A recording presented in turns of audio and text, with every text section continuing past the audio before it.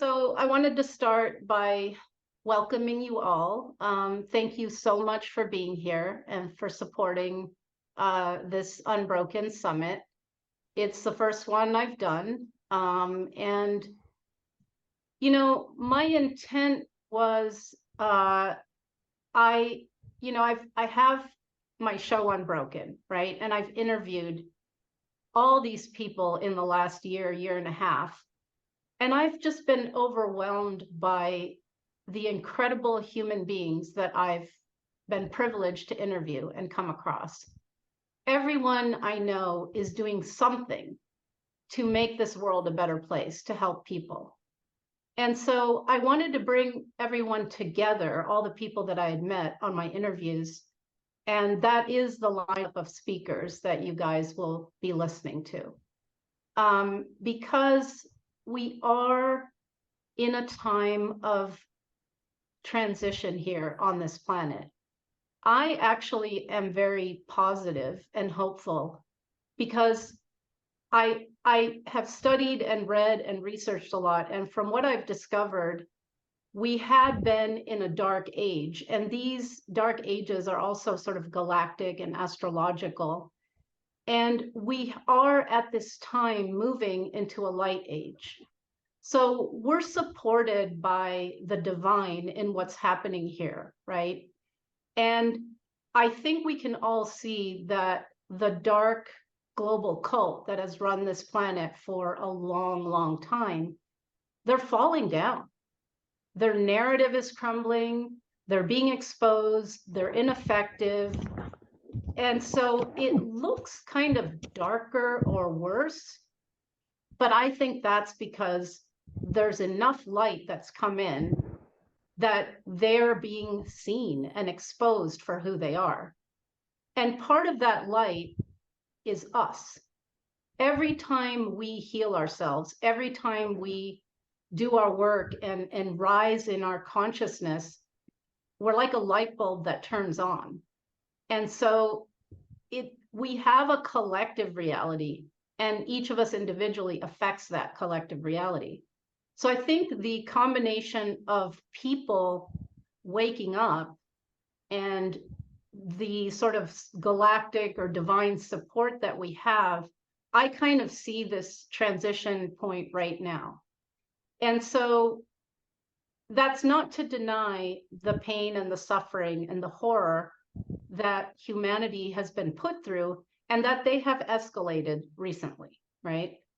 But if you look at the COVID thing, they put this out, and yes, a lot of people fell for it and complied, but a whole lot of other people were woken up. So it looks to me like everything they're trying to do is waking more and more people up. So it's actually backfiring on them, right? They tried to normalize pedophilia. They're sexualizing children in the school system. Parents are rising up like never before. Teachers are beginning to say they're not going to indoctrinate children in this way. So I'm very hopeful that humanity is kind of waking up and seeing what's going on. And so that's the point of this conference. We need to know the truth because we've been under mind control. So the truth breaks that mind control. These people have succeeded with secrecy and deception. And so if we expose the truth, if we put information out there, that helps people wake up. And so we have SRA survivors that are going to talk. Some of them are here today. We have whistleblowers, truth warriors. We have healers and we have teachers. So that's my goal, to put out the truth, to give people tools and ideas about how to heal. And when survivors talk, I think it's really inspiring because if we're still here and if we're actually doing something about the problems of the world, then anyone can. I mean, look how resilient we are as human beings. It's amazing, right?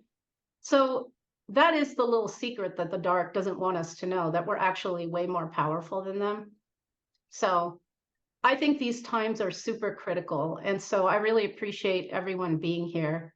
And I'm going to be talking today about how healing is a revolutionary act. And right before I do that, I'm going to be introducing every speaker subsequent to me today. But since it's me today, I'll just briefly introduce myself. So my name is Max. I was born into one of these families. My family was diplomatic, political, generationally. There were 3-star generals and ambassadors and people like that in the family. I grew up in a bunch of different countries. I speak several languages. And so I was a victim of satanic ritual abuse, of trafficking, and of torture.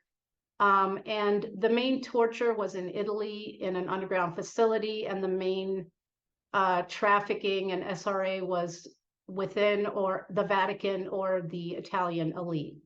I have spoken out about that because, as everyone here knows, children are still going through this today. And the first step is we have to get people to know what's happening. I was able to leave when I was 18. I got some degrees in psychology. I worked with trauma. I worked in places like the jails and prisons, the inner city, rape crisis centers.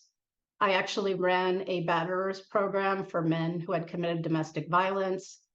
So I've always done a lot of work in the trauma arena, and for me, it was actually really healing to do that work because I was able to help people, and that helped me to recover as well. I became a mother 21 years ago. That really changed a lot for me. That was a powerful influence in my life, to be able to have a child and raise that child and love that child. And I have had, babies during the torture and abuse taken from me and killed. So it was a real gift, and it helped me heal and helped me see what true love is and what we can all be. And recently I started Unbroken, and I started with telling my story because I thought that was important. And that's how I met all these amazing people and other survivors, which really, really helped me to feel like I was not insane, and that, a lot of things started to make sense when I heard everybody else's story. And so on Unbroken, I talk to survivors, I talk to people who expose different parts of the global system, and I bring in people who talk about healing. And so from that, as I said earlier, is why I decided to do this summit. So I really, really appreciate everyone being here. And after my talk, we'll have 30 minutes of Q&A. So go ahead, Marcia.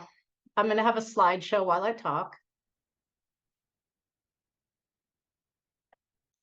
So just give me a sec here. All right. So I really feel that, people say, what can I do to change the situation? And I really feel that the first thing we can all do is heal ourselves. It's a very, very powerful thing. And indeed, I think healing is a revolutionary act. So trauma-based mind control is an integral part of our constructed reality system. Control of our human consciousness is the secret agenda fast coming into view in these times of transition. When we take a step back and look at our reality, we can see the myriad ways humanity has been devolved, injured, and harvested. The immense efforts by the global cult to control our perception, frequency, and behavior is a clue to just how powerful and capable of transformation we are. Hence, our healing is indeed a revolutionary act that can and will change the world. The structure of the systems on our planet is by design and was built to keep us in mental slavery and disease. The educational system has evolved into a mechanism to stunt the natural genius and creativity of children, training them to obey authority, regurgitate false paradigms, and remain in low consciousness. The medical and pharmaceutical cartels created by Rockefeller were designed to slowly poison and kill us while profiting from our decline. Hollywood and sports were created to keep us pacified and to devolve our natural morality over time. Religions were created to divide us from each other and our divinity, enforcing the paradigm that we are small and powerless and need an intermediary and a savior to help us connect to our true selves and to spirit. Media was created with the express intent to propagandize, misinform, control, and harm. Electromagnetic frequencies pulsed by the towers girding our planet and from the smartphones we all have become reliant upon are vehicles of mind control, as are all governments and global agencies. Our soil, food, air, and water have been poisoned, so our physical bodies become diseased and our lifespan is reduced. Wars, false flags, engineered poverty and scarcity, violence of all kinds have been deliberately created to keep humanity in fear and trauma. Authority has been sold to us as normal. Rules and regulations that limit our freedom are sold to us as necessary. And taking part of our life force, energy, and labor is a disguised form of slavery we are told is part of life. So how did we get here? There has been a plan, a long-standing plan spanning decades, hundreds, and even thousands of years that is intended to culminate in depopulation via various forms of genocide with complete control and enslavement of the remaining. This was always intended to be accomplished by having humanity comply with the agenda set forth for them via social engineering and trauma. The end goal is a one-world, unelected government and a post-human society ruled by artificial intelligence. Humans have historically been genetically modified towards greater compliance and lower consciousness, the latest via the COVID experiment, which introduced technology directly into human bodies. The transgender agenda is a depopulation agenda, a way to disintegrate the family and a path towards a transhuman future. Technology is out there currently that is geared towards merging humans and machines to the point even our thinking will be controlled by AI. The repetition of lies is a central component of mind control. When false narratives are repeated daily by the media, who, by the way, exists exactly for this role, humans believe what they are told. As an example, the climate change hoax. It has been repeated to children in school, young people in universities, and the media ad nauseum. Never mind that the main narrative that carbon dioxide will kill us is so false as to be the opposite of reality. Carbon dioxide is what makes our planet green. Reducing it would terraform our planet and reduce our food supply, which is, of course, what they want. This kind of inversion is a tried and true satanic technique and is used in daily language. Orwell demonstrated how words can cause people to hold two opposing views at the same time in his example, War is Peace. Most of humanity does believe war is necessary for peace, as illogical as that is. In the same fashion, humans are being led to believe that they are causing the demise of the planet, and that paying money to global organizations and giving up cars, private property, and reducing their lifestyles and canceling farming will save them. The false pandemic agenda has served to further consolidate a one-world government by making an even smaller group of people the rulers of the rest. To be fair, we have already been in a global unelected government, as evidenced by every country locking down their citizens and imposing illegal experimental injections and masking in the last few years. Those in power use fear as a weapon, and their agenda is to have one global agency, at this point it looks like the WHO, dictate the lives of all humans on the planet by a tiny group of unelected, self-appointed psychopaths. These psychopaths want to control all areas of human life: food, water, energy, health, free speech, property, our children, and even our own bodies and minds. If this sounds outrageous, it is only due to this agenda having been run in secrecy and with deception. History, as presented to us, is mostly false and designed to convince us we are just animals who need to compete for scarce resources and rely on authority figures to keep us safe. Psychopaths are presented as heroes, and pedophilia undergirds the global cult's control over humanity. The pyramid structure illustrates how the bottom majority prop up the top of the hierarchy. The trick is, the top can only succeed with our consent and compliance.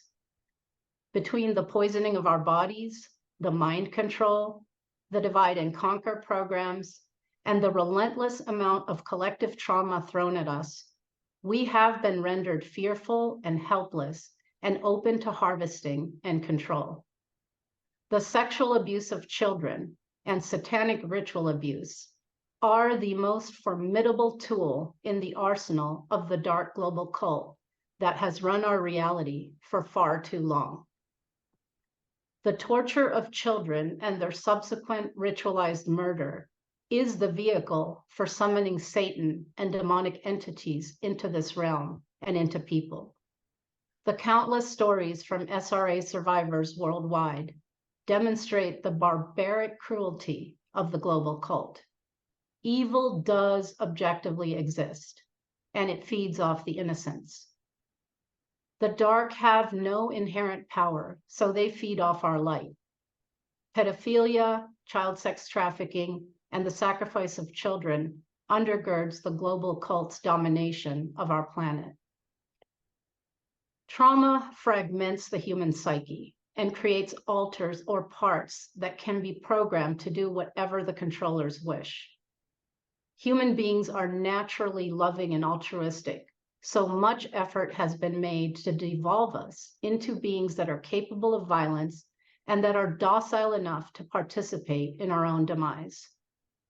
Many SRA survivors, including myself, speak to the horrific and terrifying satanic rituals and torture we have been subjected to. Rape, watching and being forced to participate in the torture of other people or animals, electric shock, being buried alive, psychological torture, starvation, isolation, forced cannibalism, forced murder, and more. These kinds of atrocities are in a lesser way also perpetrated upon all of humanity, as well as animals, and serve the same purpose: to create powerless, mind-controlled slaves that will obey authority and willingly harm ourselves and others. Examples of satanic rituals perpetrated on humanity include all the wars, false flags such as 9/11 and COVID, weather warfare, poverty, scarcity, disease, psychological indoctrination, and the sexualization of children via education and media. The agenda is to destroy the inherent power and health of human beings, keep them terrorized, and manipulate them into co-creating the hell on earth reality that the global cult is attempting to finalize. The top layers of this global cult are not human. This is controversial. However, for those of us who have been ritually abused, it is part of our experience. The best known dark entities are the reptilians, who represent the majority of the hybrid elite class. Many SRA survivors have seen reptilians within the human-looking bodies of their abusers. Other dark beings here include dark greys, mantids, abraxas, and other lower astral races. The so-called elites are hybrids between these beings and humans, and were created to rule over humanity. If we study mythology, history, and archaeology, we find evidence of these beings everywhere. I have read Greek mythology and believe the stories of gods raping human women and creating the demigods is representative of these dark aliens creating the hybrid elite human class. These bloodlines later became the kings of the world, and today the heads of global agencies, high-ranking militaries, high-ranking religious figures, the heads of mega corporations, and the ruling class who head various global cults and brotherhoods. The elites are not the highest rung of power, and in fact, all in the hierarchy are compartmentalized, and only a few know the entire agenda. These dark beings come from the lower astral dimensions, as above, so below. Some are non-corporeal, and others reside within human beings. I myself have seen satanic rituals conducted below the Vatican that summon these demonic entities into the bodies of the attending elites via the terrorizing and sacrifice of innocent children. These global cult members drink the blood of terrorized children and eat their bodies to cement their dark power. The discarnate lower astral entities feed off our low-frequency human emotions. This is one of the reasons they deliberately create such collective trauma, to keep us in lower frequency emotional states and paralyzed by fear. These lower frequency emotions are literally food for these lower astral demonic entities. These beings are parasites, and we are their hosts. We can liken ourselves to the sun and them to the moon, which can only reflect the light of the sun. They need us to survive. Having severed themselves from the source of light, love, and creation, they need us as batteries to fuel their worldly agenda. They serve the Dark Lord, which is known by many names in different cultures, including Lucifer, Satan, Moloch, Baal, Ra, and more. In Christianity, the lower astral beings are known as demons. In Islam, as the jinn.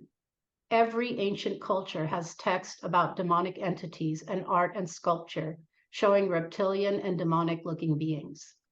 The presence and depiction of these dark beings is embedded in the art of Europe, in the ancient Mayan and Aztec cultures, in Egyptian and Sumerian art and writing, and in every indigenous culture worldwide.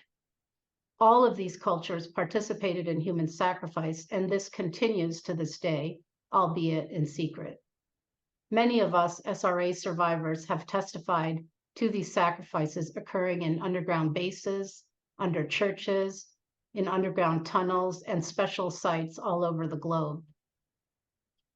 The dark overlords have created a farm on this planet where life is harvested and used to nourish them, and their main source of sustenance are our low frequency emotions, especially terror and horror. The global cult are the real terrorists on this planet, and they use children as their main source of energy and power. If an alien race wanted to conquer a planet, this is a brilliant strategy and has been, for the most part, successful. These beings are parasites, and we are their hosts. They understand our true power to create and have hijacked our collective consciousness to assist them in creating a hell on earth reality. They use trauma-based mind control. They have weakened our bodies, the vessels that hold our consciousness, via many poisons. They have molded our reality with technologies and the repetition of lies, and they have traumatized us from birth to make us amenable to programming and to the idea we must obey authority, in other words, them. As disheartening as this knowledge can be, it is a first step in recovering ourselves and stepping up into a higher consciousness and our true nature. The sheer amount of effort and resources devoted to our devolution indicates just how powerful we inherently are. And further, the amount of deception and secrecy used upon us is illustrative of the saying, knowledge is power. Without secrecy and deception, they have no control. Part of rising in consciousness is awareness of the truth and how our reality has been carefully constructed to harvest our energy towards their creations. We are inherently more powerful than them, and as parasites, they need us to exist. If we no longer accept being their food source, they perish. The success of their diabolical plans rests upon our participation and consent. Without us to feed on, they cannot survive, and hence healing is a revolutionary act. The combination of true knowledge, which has been occulted from us, along with healing and rising in consciousness, is the way to end this dark rule and create a better world for all life. They have expended an enormous amount of effort and resources into keeping us in ill health, mind-controlled, and in low consciousness. This illustrates to me just how powerful we truly are. The amount of SRA survivors speaking out and engaging in work to help others shows us how resilient human beings are. In fact, the dance with the dark, when healed and overcome, leaves us with wisdom, strength, and power that is superhuman. As a human race, we've been in childhood. This experience with the dark, though devastating, can be a vehicle to maturing into our true potential. We can retain our childlike vulnerability, open heart, and creativity while gaining wisdom, discernment, and the strength of a seasoned warrior. We can turn these horrific experiences into light. And when we remember who we really are, the dark stands no chance. This is our world, and this is our time. The dark global cult structures and narrative are crumbling before our eyes, and this presents us with an opportunity to heal, recover, step into our true potential, and co-create the heaven on earth we were intended to live. So, how do we heal ourselves? There are many modalities we can use to heal ourselves. We are spiritual beings inhabiting a body with a mind and emotions. In truth, we are energy, and quantum physics has shown the interaction of our consciousness with energy is what creates the reality around us. We can say we are one consciousness that has chosen to express itself through many different forms in order to know itself. I think of the ocean and each drop of water within that ocean as a metaphor for this. We are a higher consciousness incarnated into a human body. On this planet, we have been wiped of our memory of ourselves upon arrival. And for a long time, we were subjected to forced reincarnation without returning to source. This has been another diabolical tactic to keep us in low consciousness by bringing back our unresolved trauma into new lifetimes. Many religions teach us God or source is something outside of ourselves in order to disempower us. We have been split from our true nature, as well as traumatized in human form. However, we can restore ourselves. We can heal the fragmented inner parts, our division from each other, nature, and the separation from our divine essence. When we do so, we rise in consciousness and recover our potential. We regain our inherent abilities such as telepathy, self-healing of our bodies, our memory of all of who we are, teleportation, manifestation, dimensional travel, and more. We remember our mission, where we came from, and why we chose to be here on the planet at this transition point. We are here to heal, restore ourselves in all life, and co-create a heaven on earth reality, which is our true birthright. The first step to changing this reality is by healing ourselves. Healing our bodies and minds reconnects us to ourselves, each other, and our divinity. When we heal our trauma and raise our frequency, we begin to create and inhabit a new version of reality. Trauma disconnects us from our bodies and splits our consciousness. Once we reconnect, we have more of ourselves and our energy and are less susceptible to manipulation. The global cult has invested much in poisoning our bodies. So we can begin by addressing our vessel. Penny Kelly once told me that everything we put into our mouths affects our consciousness. It makes sense to me, as our bodies hold our souls, or a portion thereof, and hence we would function optimally in a healthy body. Speaking of Penny Kelly, I learned a lot about nutrition from her book, From Soil to Stomach. Our soil has been impoverished so that what we grow will not contain the necessary nutrients for our health. Add to that, many foods have been genetically modified, and many foods are synthetic. We have all seen the experiments with fast food and processed food having an unnatural shelf life and not decomposing. The nutrition guidelines given to us by our corrupt medical system are the inverse of what is healthy. We are seeing the push to eliminate farming and replace it with synthetic, lab-created food. What we eat is critical to restoring our health. We cannot trust corporate food, and we are seeing the deliberate destruction of the global food supply. But we have an easy solution to this issue. We can grow our own food. We can create small gardens in our yards, balconies, and within our communities. We can support local farmers and ranchers and bypass the corporate structures. We can educate ourselves on true nutrition and the use of herbs for healing. We also need to detoxify our bodies on a regular basis. Our water has also been compromised, yet we have many methods of cleaning and purifying the water we drink. It is an important investment in our healing journey to ensure proper nutrition and hydration. Our bodies also need exercise to function optimally. Walking can be an easy way to begin. Our sedentary lives are unhealthy for our bodies and age us prematurely. I began to exercise when I was in therapy. I took up boxing and later kickboxing or Muay Thai to help me release the anger pent up inside me. It was healing for the trauma my body experienced, as my body was able to fight after having been so powerless in the face of abuse as a child. Weight training has also helped me feel my body and a sense of empowerment in building strength in my muscles. Trauma causes dissociation from our bodies, and exercise is an excellent way to heal that, as well as beneficial to our minds and our overall health.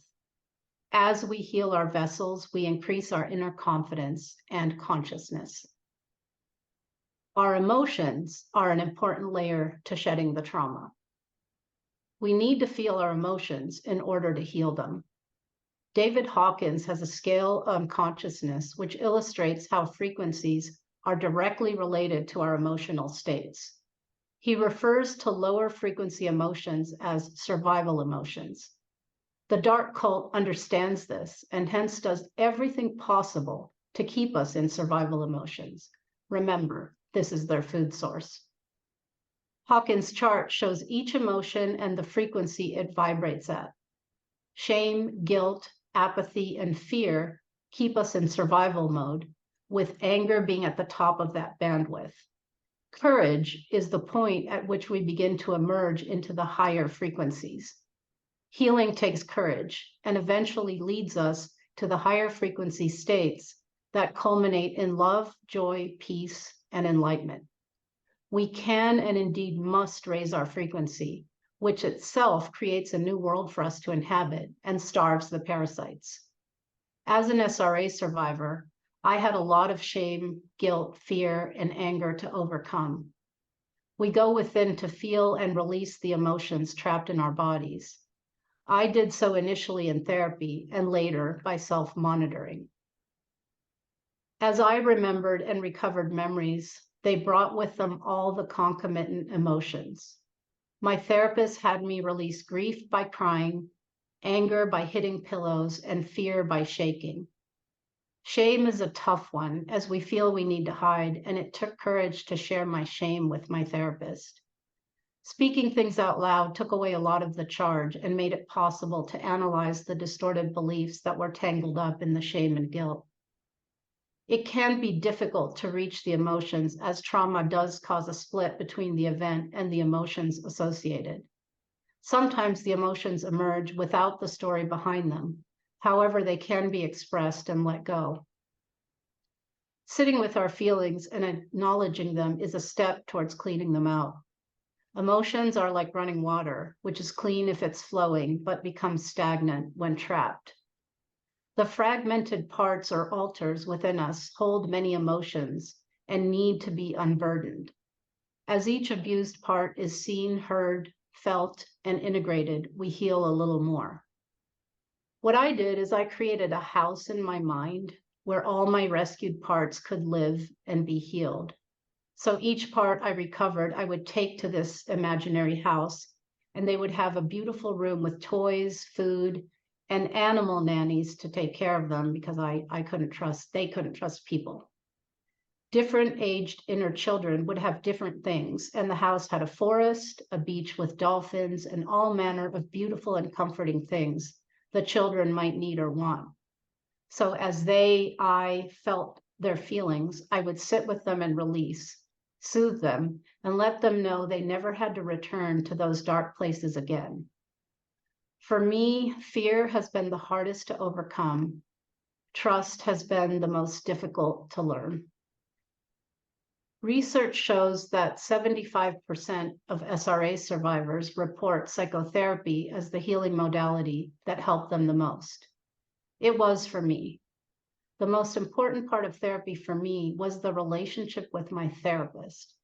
I had not experienced any attachment as a child, and through that relationship was able to build that foundational aspect of my psyche. The global cult knows the importance of attachment and does what they can to disrupt it in human beings. With SRA, attachment is brutally and deliberately broken from birth. In society in general, attachment is deliberately curtailed by many means. Psychology misdirects parents to let their infants cry and keep them in separate rooms by themselves. They distort attachment by convincing parents that responding to their child's crying will create dependency. The reverse is true.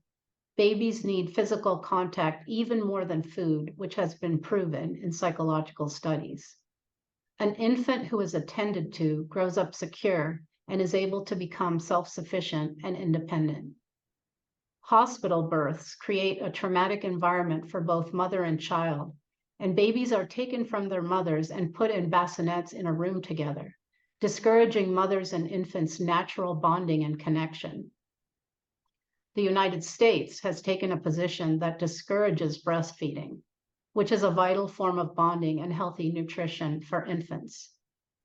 Our economy is set up in such a way as to necessitate both parents working, so children are left in state care in their most important early developmental years. Education and media promote separation between children and families, and the general stresses of daily life are structured so as to break that vital attachment bond. One of the internal states I struggled with was a sense of fragility in my relationships with others and chronic internal anxiety. I both craved attachment and simultaneously feared it. The abuse left me with low self-worth and an expectation of betrayal and abandonment. I was often triggered into feeling rejected and deceived. I made errors in thinking and reacted to perceived rejection by withdrawing and disengaging from relationships. The global cult uses SRA as a vicious psychological torture on children to sever any sense of safety or connection with others. I learned to watch myself and notice when I was triggered. I would sit with the feelings while keeping a part of me as an observer. A child part and a memory would shimmer through, and I would rescue the child part, comfort them, and examine my distorted cognitions. I learned to do this process for myself because my therapist did it for me initially. It took time, but her consistency helped me develop trust. Naturally, I projected my abusers onto her and was at times angry and harsh. She had good boundaries and would not allow me to be abusive while also remaining in relationship with me and helping me. I learned about love and commitment from her. I learned my beliefs about people were often incorrect and that I was at times too trusting and naive, and in other moments too guarded and distrustful. Psychotherapy has an element of reparenting to it that I found vital for my healing. I am still grateful to my therapist for being willing to develop a deep relationship with me so I could build the internal trust and dependency I had been deprived of in childhood. Love does heal. I discovered that observing and questioning my thoughts was integral to my healing. I noticed I could think myself into negative emotional states. Outer people or events could trigger me, and so could my inner dialogue. I began to recognize that being triggered led me back to a wound I carried and an erroneous belief I had made in response. I believe being triggered is a way to find our inner wounding and is an avenue to healing. We are only triggered if we have a corresponding inner trauma that becomes activated. The person who triggers us is a catalyst to finding that wound. We can then take personal responsibility, heal, and reframe the situation. Being triggered is akin to time traveling to an unhealed trauma and reliving it. The mistake we make is in reacting to the present event or person rather than recognizing they're merely activating something that exists inside of us. I use triggers as threads back into excavating reactive places and clearing them out. So, we have physical hygiene, right, as a daily routine, but we don't develop mental hygiene regarding our thoughts. I find a critical part of healing is to monitor and question our own thoughts. It goes without saying that technology exists that can insert thoughts into our minds. The most ubiquitous example is the smartphone. DARPA created communication technologies, and that is not an accident. Mind control by suggestion is one layer. Actually, inserting destructive thoughts is another. The military has voice-to-skull technology and developed a myriad of ways to alter both our thinking and emotional states. It is important to know this and question our own thoughts and concomitant emotions, especially when we find ourselves in lower frequency states. Our brains have a component for fight or flight, and when those are unavailable, freeze. This part of the brain is meant to become activated in a situation of survival. The brain cannot distinguish between a situation of actual danger or scary thoughts. When we watch a movie, we startle or feel fear despite knowing the action is in a screen.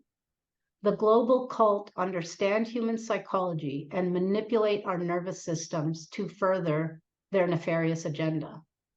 The fake global pandemic is a prime example. A flu with a 99.98% survival rate was marketed as a deadly virus. And despite all evidence to the contrary, people responded as if this were true and went so far as to inject themselves with an experimental bioweapon in response.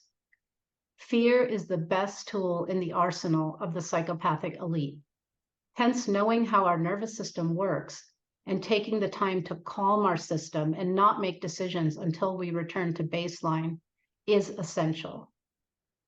Part of my daily hygiene is to observe and question my thoughts, to not react when triggered, and to take the feelings that are perturbing me and release them. I follow this with raising my frequency and choosing thoughts that are empowering. When I'm down, I sometimes use technology to watch videos of cute animals or babies laughing. I go out into nature and play with my pets. I take a bath or engage in some other self-care routine. I essentially choose not to be manipulated or become food for some dark entity. I use all uncomfortable thoughts and emotions to find and heal inner wounding, and then heal and reframe for myself. We have been traumatized and manipulated into creating a negative reality which traps us. A prime example is victim mentality, which is being fomented all around us. The victim-perpetrator-savior triangle is a mental trap the controllers use to keep us disempowered. In our healing process, we go through a stage where we acknowledge our victimization, of course. It is important, though, not to stay there. The Savior program has been a favorite of the global cult. They create the problem, they anticipate our reaction, and present us with a savior, which never works and drives us deeper into their control. We have been led to believe the medical system will save us. Politicians will save us. Religious figures will save us. ETs will come down in spaceships and save us. This psyop keeps us waiting and giving our power away. We have been conditioned to believe we need an external savior because we are helpless victims. This is a disempowered state, and we cannot rise out of our enslavement until we understand it is our responsibility to save ourselves. And we begin this process by healing our traumas. We do have control over our internal states and can choose to live in a higher frequency manner. We do, in fact, create the reality all around us, both individually and collectively. This is good news, as it means we can change our personal and collective reality. If we heal ourselves and rise in frequency, we draw more of the same to us. Like attracts like. The truth is, we are divine beings with immense power. We do not need to become anything. Rather, we need to heal and shed that which is blocking our true nature. Each of us that heals is like a light that turns on. As more of us do, our collective light illuminates the darkness and erases it. As more and more of us rise in consciousness, it affects the quantum field and facilitates collective consciousness rising. In science, we have a phenomenon called the 100th monkey syndrome. When a certain number of monkeys learned a new behavior, it mysteriously spread to other monkeys who were in completely separate locations. The best way to raise our frequency and to manifest what we want in our lives is gratitude. I make it a daily practice to say or write down what I am grateful for, including things like having a home, food, water, and loving relationships. In quantum reality, this gratitude generates more of what we are grateful for back into our material reality. I also sit quietly for 15 minutes each day to connect with myself and my higher power. It is important to create a space outside the daily bustle to just be. We have been kept from the true knowledge of how our reality operates. We do have the power to co-create our collective reality. We do have the ability to shed the chains that keep us trapped. We do have the power to reconnect all of ourselves, reconnect with each other, and reconnect with our higher selves, source, God, or whatever name we have for the all. I like to change my perspective by zooming out. I ask myself, why am I here in this body, in this lifetime? I ask that higher part of me to guide me, to help me shed what is obscuring my true self, and to help me remember what my mission is. The broader perspective leads me to see myself as one expression in a vast oneness.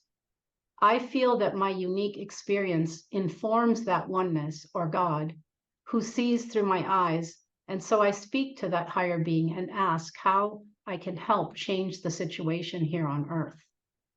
As a child, I remembered I had come here to help tilt this planet to the light. I saw a vision where a group of stars rained down all over the earth, and I understood it was a group of star beings, warriors of the light, who volunteered to come and transition this planet, and indeed the multiverse, from the degraded dark condition we have been in to a higher dimension and consciousness. My intuition is that Earth is a nexus planet, and what happens here affects the multiverse. In the same way, what each of us choose to think, feel, or do does affect the whole. We can see the dark age as our teacher and grow beyond it. Let's heal ourselves and return to the frequency we were meant to be. In so doing, we heal all of creation along with us. This is how powerful we truly are. We are entering a light age. Let the revolution begin with us and our courage to heal and rise to our fullest potential. Thank you.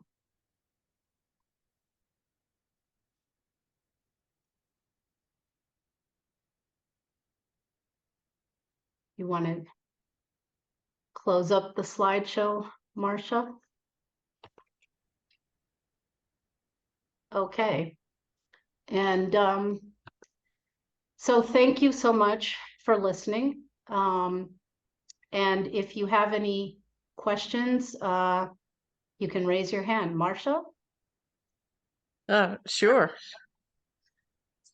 So if anybody has any questions or comments, I just have to say thank you, Max. That, of course, that you covered a lot of ground, and I like the way that that you finished, of course, but for us to have the awareness, it's the one of the first steps in healing is you have to be aware, and you I mean, so many of these things have been these dark agendas have been in secret, and they can't be healed until I'm gonna get emotional. I do this, and to you people have the courage to come forth. You know, I mean, it people who have gone through some of the horrific things that you've gone through.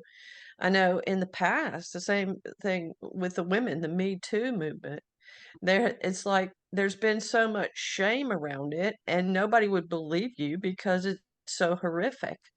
And if not for you and some of the ladies here and coming out and telling your stories, they couldn't be healed, you know?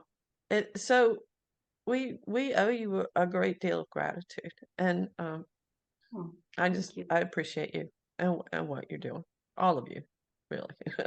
Even some of you I know and some of you I don't. And thank you, Max. wow. Thanks, Marcia. I appreciate it. Yeah. You guys, Anybody have a question or a comment? yeah, go ahead and unmute yourselves. Yeah, go ahead. Olga, would you go ahead? Yeah, hello everyone once again. Thank you, Max. Yeah, I joined Marsha, of course, and thank you everyone, Rachel, Janet, everyone. Thank you so much for well, for what. And also adding to having an awareness of what is going on and what is planned. For me, also the key thing is taking responsibility, because there is so much bypass and escaping right now, because again in this savior system, like oh, it's, well, Putin is bad, it's Putin fault, or Biden or Trudeau or someone else. There always will be Putin, there always will be Biden or Trudeau or someone else, unless we say, you know what, this is our part in this as well, because you can't blame till forever that someone else is creating this. We're all partners with this, but that's I'm absolutely sure in that. And of course, for me, like being in, I always say that I'm not a love and light person, if you know what I mean, because I think being grounded is so important. As I always say, like the biggest mistake of humanity, well, one of the, and I'm that humanity as well. I'm a part of this. It's just believing that, okay, maybe someone believe in God, okay, maybe yes, maybe no, but definitely there is no devil, there is no this dark force. So it's like living in denial that it's only love and light, that there is no, the biggest advantage of devil, that we don't believe that he exists. This is the problem, because if we believe in God or don't believe in God, okay, but if we don't believe in devil, this is a really serious thing. This is how it all plays out. That okay, that there is only love and light. No, there is everything. And to, I wouldn't say to conquer this everything, but really to melt it into the light, the real light. We really have to be aware of that and be grounded and be very, I would say, normal from the outside, if you know what you mean, because I have met so many spiritual people. You have 5 crystals here, you have unicorns, you have rainbows, herbs, all purple flower color, of course, because it's yoga mat and so on, but there is no substance in that. There is absolutely no substance. It's so much there that even though if they say the real things and correct things, normal people, like grounded people, material people, they will not believe, because the gap is too high, because, oh, but that lady with unicorn, that lady with crystal, that's, yeah, she might say the same as you say, Max or Rachel or me, but the way people look and the way they give it to you, it is important. Yeah. Because you have to look, you have to be very normal to transmit this information. For example, like some of you know that I'm behind the Russian YouTube channel of 50 Voices of Ritual Abuse. I'm the translator and also translate some survivors and so on. Yeah, and so the interesting thing that once we started to post it, and I posted in my Instagram, on my Telegram, everywhere, there were not a single person who said, oh, no, that's a rubbish, they're crazy people, you know, they make it up to make an attention. No one. They asked, what can I do? They asked us, why? Because I'm from the physical appearance, I'm very grounded. I always say that I love it, I need money because I need to live, I'm material, I need food to buy. This is the reality I'm living in. I have a job, and have, so no one said, oh, that crazy person. No, they believed, because it's very mundane. For them, me and the information is mundane. So there were not a reason not to believe. That was also, that's a very good indicator that it's turning. The whole situation is turning. It is turning. Even though from the outside, maybe, oh, no, it is turning, because very mundane persons started to ask questions. So yeah, that's what I wanted to share. Thank you so much, everyone. Yeah. Thank you, Olga. You know, I just want to say, I think you made a really good point, and you're talking about the New Age movement, right? Now, this New Age movement was created by the same dark global cult. Every time you escape one level, they have the next one to trap you. They're very clever. And so the trap there is you basically get parked in a false light cul-de-sac. You're waiting. There's no evil. That is a big fat lie. And it's very convenient for the dark global cult that we think there's no evil, because then we sit there and we do nothing and look at crystals, like you say, and woo-woo, whatever. And so I think people go to it looking for something, but they divert us into like a little side bar there. Yeah. Yes, thank you, Max. And all this, absolutely, and all this, just be in the flow. Universe will give it to you. Non-resistance, acceptance. This dangerous path has led us where we are now. Yeah. That's it. That's it. Political correctness. Oh, no. Not to offend. It's not about insulting people. Definitely not. But you have to be adult enough to make a response on the other people's opinion. This has nothing to do to be offended or not. Political correctness is to make people voiceless. That's my very strong opinion. 100%. 100% is to make them voiceless. So when they try and normalize pedophilia, you can't be offended because someone says they're a pedophile. I mean, we know where that's going. Now it's a minor attracted people, minority. Oh, I know. This. Excuse me, you know. Yeah, don't get me started. Rachel has something to say. Rachel, would you unmute? Hello. Well, I just wanted to say a big thank you, Max. That was spectacular, and I really appreciate. I can imagine how much work that would have gone into doing that, darling. So, and I know how hard you work and everything that you do. So, bless you, beautiful, and thank you for bringing this summit together so that people can learn, you know, what they need to learn about this whole power structure and what's going on. And thank you to you, Marsha, obviously, because you're helping in this process, you beautiful woman, as you often do. I wanted to speak to you what Olga was saying. This love and light thing that people sort of focus on, they want to help, you know, through giving love and light. There's an aspect of that drives me crazy, as well as everything that Olga was putting out. People will send love and light to their abusers, their enemies, the people that they cannot deal with, because they feel that somehow will heal the issue. And I just wanted to give a bit of a warning about that, because what that does, it reattaches that energetic cord that we have to the people around us that we have our strongest interactions with. And what you're doing is you're funneling energy to that person. It might seem like a lovely thing to do, but in actual fact, you're feeding it. you're recreating it, you're re-establishing that attachment. It's the worst thing you could possibly do. I would suggest perhaps more thinking about not having a mirrored surface so that any of their attacks can't come to you anymore. That would be a better way to use your energy, and it simply just deflects back what any hatred or cruelty or anything that they're trying to send you energetically or psychically, so that you're protected. Yeah, I just wanted to point that out because that's one of the bugbears that I have being in the work that I do, is that I hear people saying this and I think, oh my God, what are you doing? You know, you're reattaching yourself to that person to bring in more of the same. It actually does the worst thing you can possibly imagine. Yeah. Yeah. That's just my thing. Yeah. Thank you for saying that, Rachel. That is a part of that new age thing. I hadn't thought of that. And, you know, psychopaths, you can be all lovey-lighty back to them and they'll just use that against you. They're evil. They cannot accept that love and light. There's nothing there to take it in. And they know that we're so compassionate and I mean, the whole COVID thing, they used that against people, right? So they made people feel like, oh, I'm protecting you by doing this thing, you know, so that they will just take anything you give them and manipulate with it and use it right back at you. Yeah. Infuriating. Right. Thanks, Stella. Thanks, Rachel. Jeanette has something to say. Would you unmute yourself, Jeanette? Hi guys.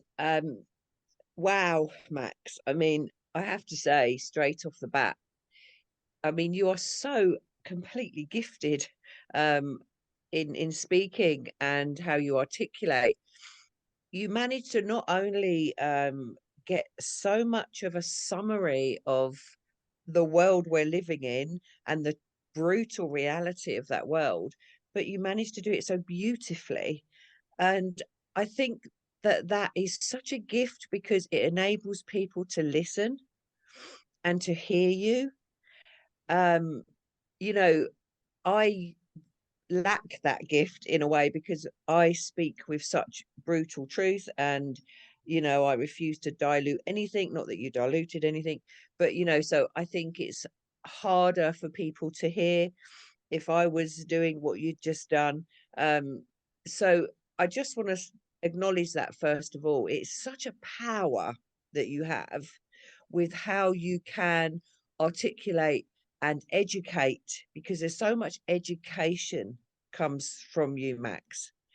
And you are so qualified to do that. So I just want to encourage you in every way, shape, or form. Don't ever lose that presentation you've just given, because it's so informative and it is so valuable. So just share that everywhere you possibly can, what you've just shared here, and recognize your strength in the gift that you've got. And right there, what you've just done is an enormous strength. So I just want to thank you for that, because even for me to listen as an experienced survivor, somebody that's been speaking out and knows a lot of this stuff, I was hooked. I was just hooked, and just I felt thirsty for hearing more and more of what you were saying. So thank you. And also I echo Rachel to thank you too, Marsha. For me, so much of my healing and recovery has come through hearing other survivors and being able to piece together my own sense of madness. Because for so long, I had no other survivors in my life. I felt like I was the only person on the planet that had been through this, because that was what I was programmed to believe, and that is how I'd been conditioned to believe. The isolation was enormous for me. I didn't even know what it was called for years. I didn't know that it was satanic ritual abuse. And that was only through a therapist friend of mine who told me one day, Jeanette, I think what you went through was SRA. So I've just learned so much from connecting with other survivors, piecing together my own life whilst still continuing very deeply in my own recovery and my own healing. And I've been on that healing journey now for probably 30 years of intense healing. And it's been, an incredible journey. But I think now, I've been speaking publicly for nearly 4 years. I've never felt so less alone in my life since I've managed to connect with other survivors and all the supporters. There's survivors and there's supporters, and it's been such a gift for me and given me the confidence and the courage to carry on. So with that healing journey, I've learned so much more about my MK Ultra programming, my DID and so on and so forth. So the question that I've got for you, Max, is, you said about this amazing creation in your mind of how you've made this beautiful home for your inner world and, your all your parts and all of you. So where I'm at with my inner world and my parts are, for one, they still haven't handed me over all the information that they hold.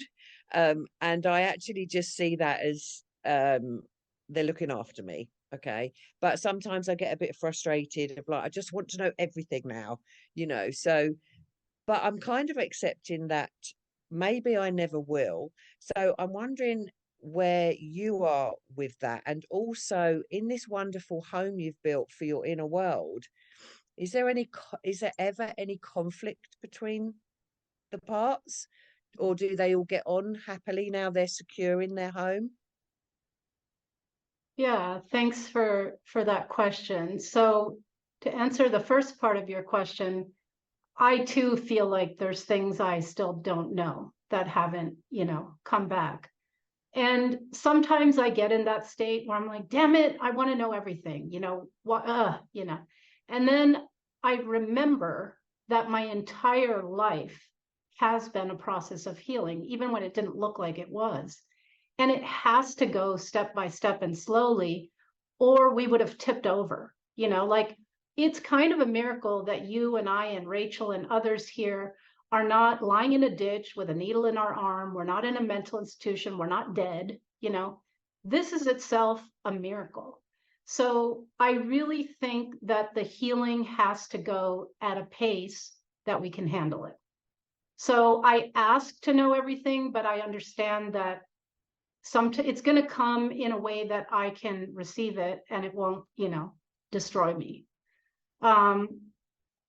Maybe we don't ever remember it all. Maybe we just remember enough to heal what we need to heal. So, I think there's themes too, like, I don't know, like abandonment.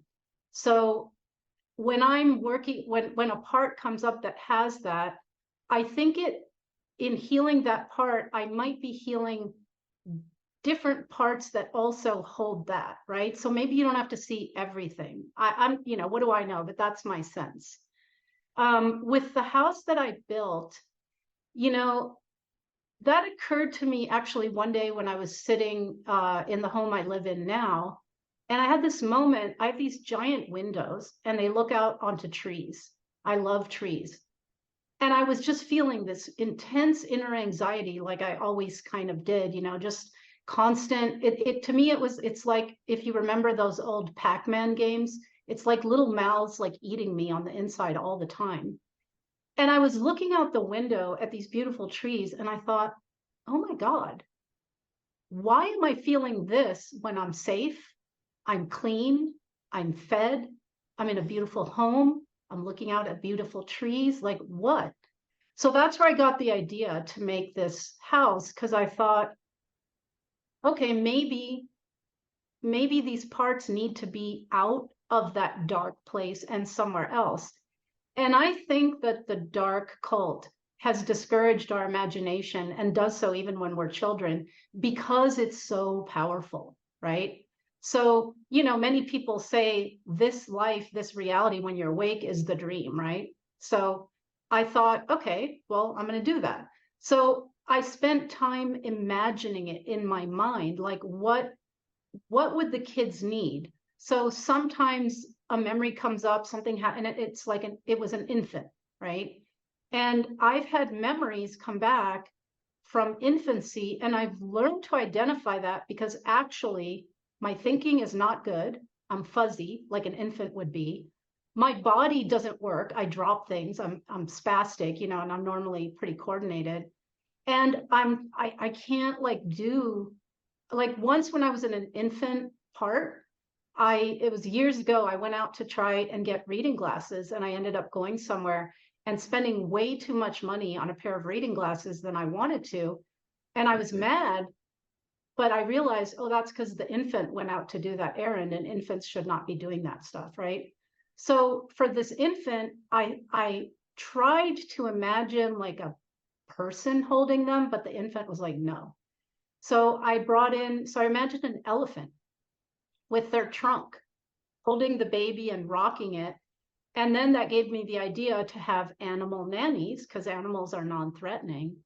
And so the infant gets what the infant needs: a quiet room, a soothing nanny, all the food the baby needs, love, holding.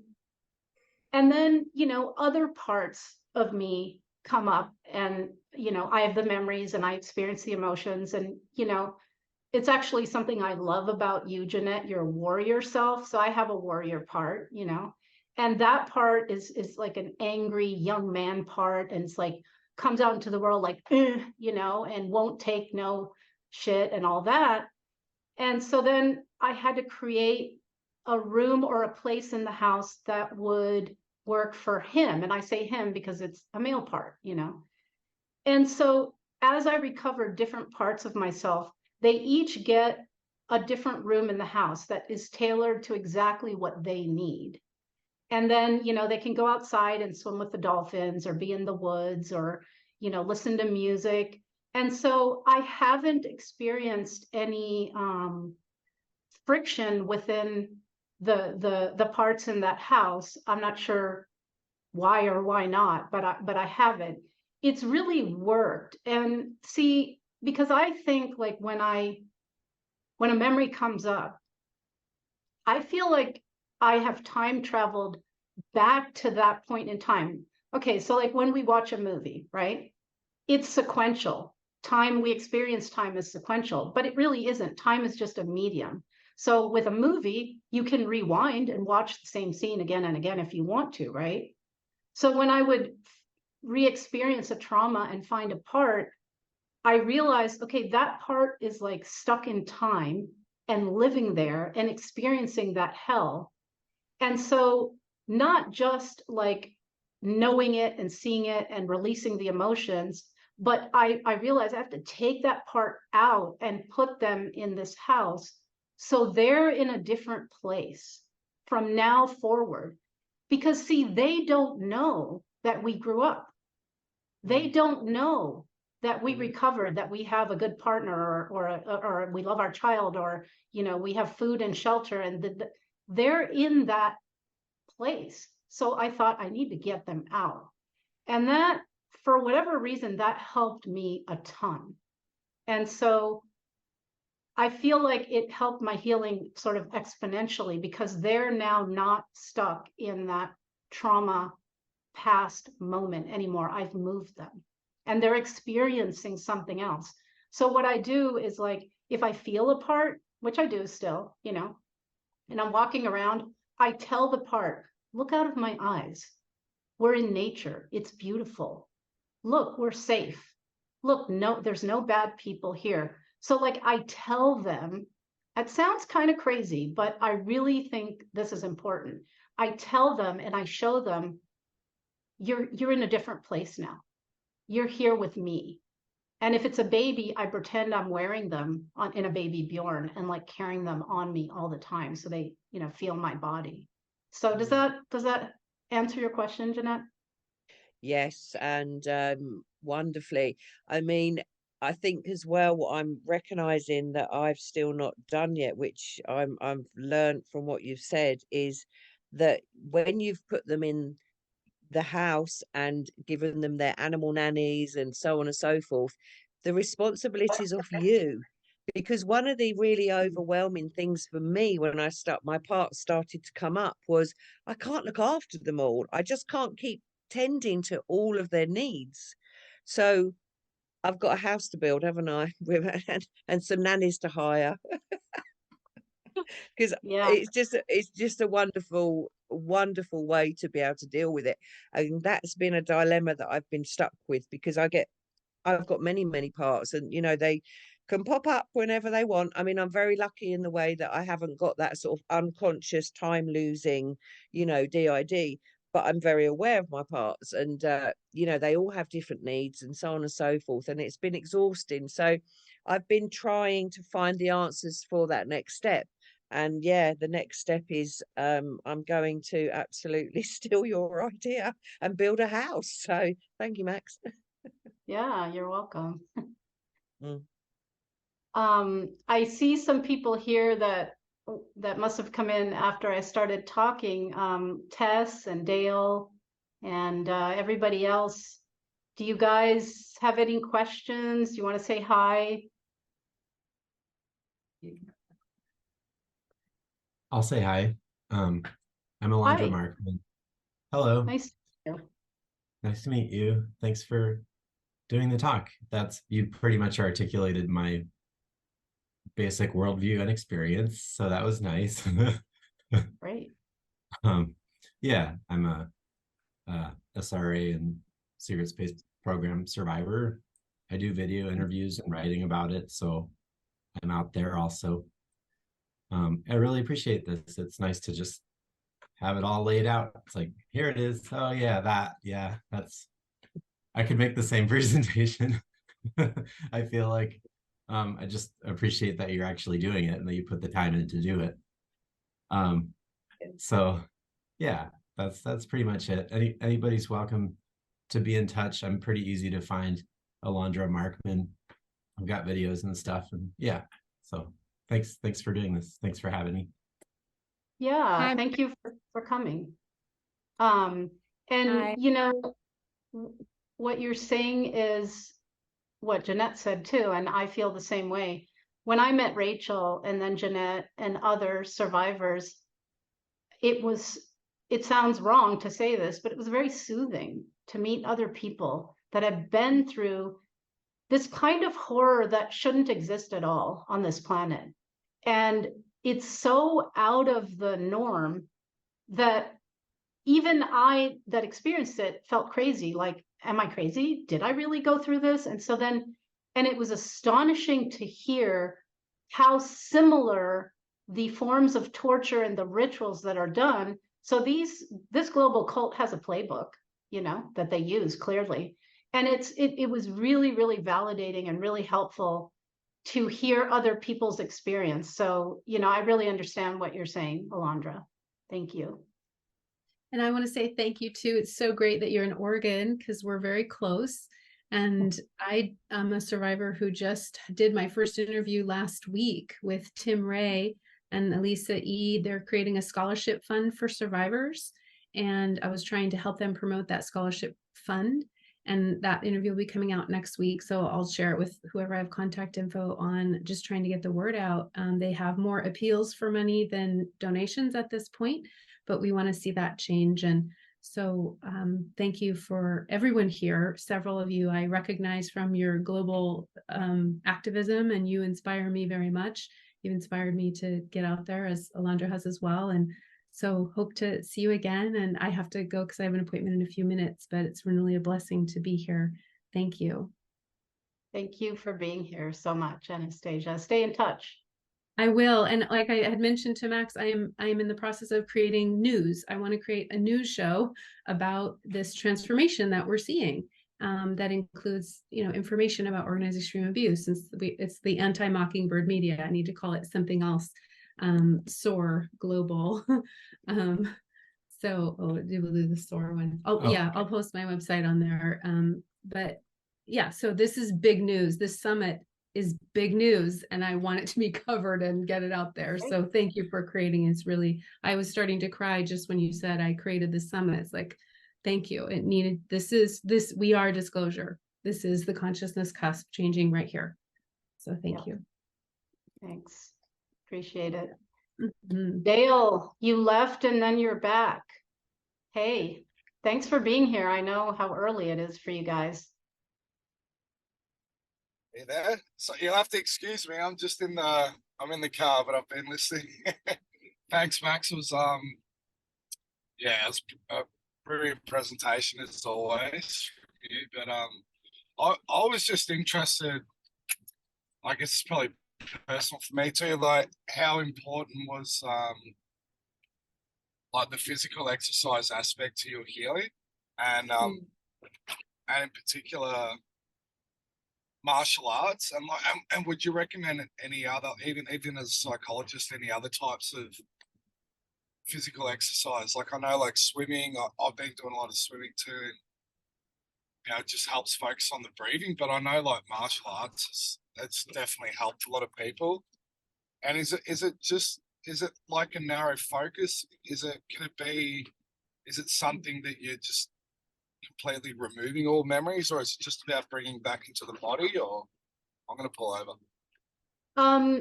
You know, if you've read, a few people have written some good books, like Bessel van der Kolk, The Body Keeps the Score. And he looked at research and he found that martial arts, dance, and yoga were the three best exercises for trauma survivors. And so I think it's because, like, if you think of dance and yoga, you're hyper, like, aware of what your body is doing. And same with martial arts. To me, you know, I can speak for myself, the martial arts really satisfied that warrior part that I have, you know, the angry, you know, furious, rageful part. And once I started doing it, it not only helped with the anger, but I started to realize, you know, when you get traumatized, one of the reasons you become traumatized is because your body cannot finish what it needs to do, right? So if something's coming at you and you would normally lift your arm to block it and you can't, then it's like the body didn't get to do the thing that it needed to do. So in doing the fighting and the kicking and the punching, it was so soothing to my body because I could fight back, you know, and it's never too late. So I feel so powerful. You know, when I go to Muay Thai, which I'm going to go to later tonight, it's all guys and me. And at first I was kind of intimidated. I'm like, you know, and I'm like way older than them too. But I think that was actually deliberate because, you know, men have had a really, you know, bad role. And so I can fight and I can keep up with them. And it just gave me so much confidence. And I think it's that discipline too in martial arts, right? Like, you know, it's like you get a black belt in confidence as much as you get it in technique and all that. And so, yeah, it apparently is kind of the top physical exercise that you can do for healing your body. And I'd say all exercise, when you're traumatized, it dissociates you from your body, right? Especially if you've been sexually abused, you kind of leave. That's the only way you can cope. And so all exercise, I think, brings you back into the body. And that's a first step of reconnection, because in some practices, they're like, oh, you know, you're not your body, whatever. No, you're in your body. Your body is important. Your body is the vessel that you're in, your consciousness is living in this lifetime. So if you take good care of it, your consciousness is going to be better. You know, your mental health is going to be better. Your emotions are going to be more in control. I mean, and sometimes that's definitely overlooked in Western psychology. They focus only on the mind, which is stupid, you know? So yeah, I think exercise, I mean, obviously it's good for everyone, but it's particularly hugely important for trauma. I think martial arts it can be such a great tool for young kids too. And if you look at a lot of the top, MMA and world champion boxers, they all share similar stories, and a lot of them are, had really rough childhoods. A lot of them were abused children, and I've seen that it can be an amazing tool. But for me, I'm the opposite, Max. That when I do Muay Thai, it's more women, and they can all kick my ass. So it's it's a bit it's a bit humbling. Yeah. But Well, yeah, no, it was brilliant way to kick it off. So thanks, I really appreciated this. yeah. Yeah, healing is everything. It's the food we eat, it's, detoxing, it's exercise. And really, for me, my mind is always churning and churning and churning. So I needed to deal with that in a major way. And so I have a little part of me that's always watching what I'm thinking too, like, wait, am I thinking something negative about myself or someone else? Like, no, I don't want to do that. So I've gotten so good that I can catch the thought and not let it take over. And when I work out, it gives me better control over that thinking. Do you think there's that aspect, because when you're talking about some of like the new age distortions before too, that kind of fits in with martial arts as well? Because I mean, I'm very much a pacifist. I don't like physical conflict. I don't like aggression. But if you're kind of trained in that way, that like I've had a couple of times where there is no talking that person down. There is no running away. Like you actually have to engage. And I mean, you can look at that in many ways. Like, I guess that's what you're doing now and speaking out. It's a form of engagement, right? And a lot of people felt that there was a time, okay, like we've got to engage, right? You got to go on the front. Yeah. And self-defense is sacred. It's correct to defend yourself or the life of an innocent. That is part of, I think, natural law and God's law. So what the global cult has done is just, destroy, attack, harm. But to defend against that, I think, is what we should do, right? So, if you're walking down the street and you see a kid being raped, you would jump on that person, wouldn't you? And you would do something in that moment. That is correct. That is a correct use of force. So we have to know how to fight and defend ourselves, I think, and Dale, in martial arts, the kids that do it never get into fights because it instills that confidence in them. And how you move, perpetrators pick on the vulnerable, right? So if you are confident in your body, you're probably not going to get into a situation. But I think self-defense and defending the innocent is part of our duty. Yeah, absolutely. Yeah. I'll leave it at that. I've got nothing else. Yeah. Thanks, Max. Yeah. Anybody else have anything? Hey, Hi, Tess. Max. Hi, Max, and hi, everyone. I just want to greet you and say I'm sorry I missed the talk. I got the time zones all mixed up, but I've enjoyed hearing the conversations now. And what an amazing and brave bunch of people, and I'm so looking forward to hearing more everybody's stories, and I'm looking forward to speaking on Thursday, and I hope that that I'll be able to make a contribution. So thanks very much for inviting me. Yeah, you will for sure make a contribution. And, Jeanette, who is also in the UK, just alerted me that I had Europe time wrong because the UK is on an hour earlier than the rest of Europe. So that's probably my fault, Tess. So I'm so sorry. But for everybody that doesn't know Dr. Tess Laurie, she's on the board at the World Council for Health in the UK, and they have done amazing work in exposing the corrupt medical system, but also creating solutions in different countries, creating health centers. I mean, you'll hear her when she does her talk, but I'm a big fan of Dr. Tess and the work that she and her colleagues are doing, because this current medical system, it was created to harm and to kill and to profit off that. And it needs to go. And thankfully, with all the COVID stuff they did and everything else, faith in it is falling apart, as it should, as it needs to. That system needs to go down, and people like Tess are creating something to put in its place. So I Thanks. encourage everyone to go listen to her. Thanks, Max. Well, like you know, a part of our duty is really to shine light on all that's corrupt and over, you know, and really start to build the new. So, but we do have to have this full disclosure as part and parcel of creation, creating the world that we really want. So, you know, thank you very much again for all your work and the summit. Yeah, and likewise, thank you. I'm glad that you made it for the discussion.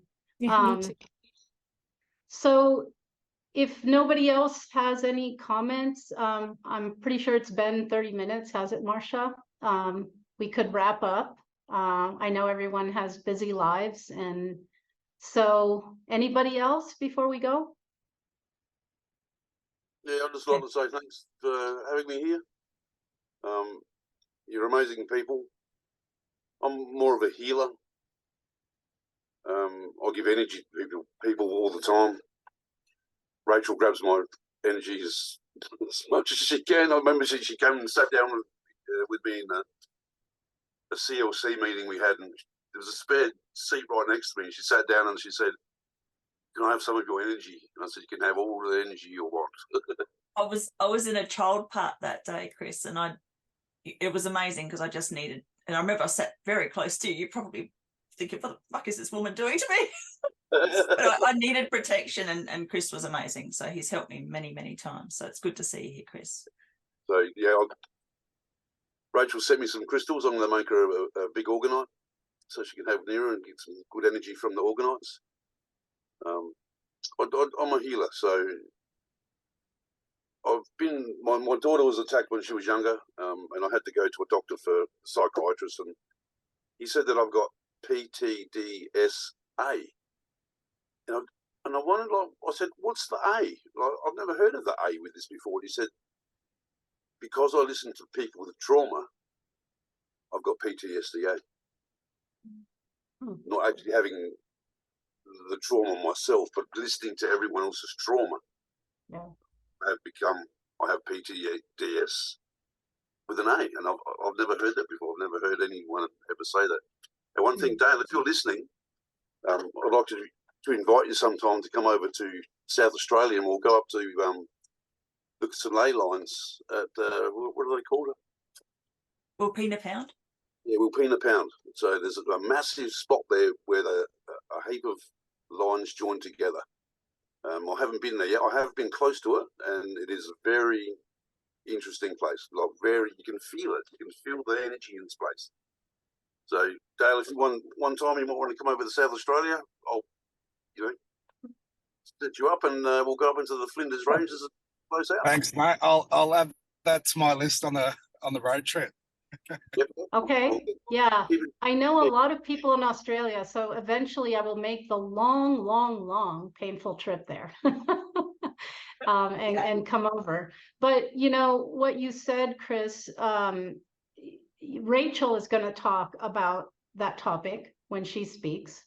And Marcia is an energy healer herself, and she's going to give a talk too on quantum healing. So it's all the important pieces that we need to move forward. And what you referred to, I understand as vicarious traumatization. So you can become traumatized by listening or witnessing a trauma, right? So you just go and do the self-care and the healing work as if you had indeed gone through the actual trauma. So you need to take care of that. And when you're very sensitive, as I am too, you feel everything. I mean, I've had to learn to stop, to kind of put a boundary around me so I'm not so open and feel every damn thing that goes on in the world. But yeah, if you can attend Marsha's talk and Rachel's and Tessa's and others, there's going to be people who will talk more about healing, different kinds of healing. It might be interesting to you. All right, thank you. All right. Well, if there's no one else, we'll sign off, and I will be sending the links to each talk the day before, just so it doesn't get confusing. And tomorrow, early, Jeanette, would be, a good time for you if you can attend. Marcel Pulte, Dr. Marcel Pulte is talking. He's amazing. He was, survivors all know him. And then later in the afternoon, Gloria Masters will be talking. So that's who the lineup is for tomorrow. So I'll always send out all the links in case people want to join live. And we will have a place where you can go watch the recorded videos if you missed the talk. So no worries if you can't be there. So with that, thank you everyone so much. It's been wonderful to be here with you. And I will see you in talks here and there over the next 9 days. Bye, everyone.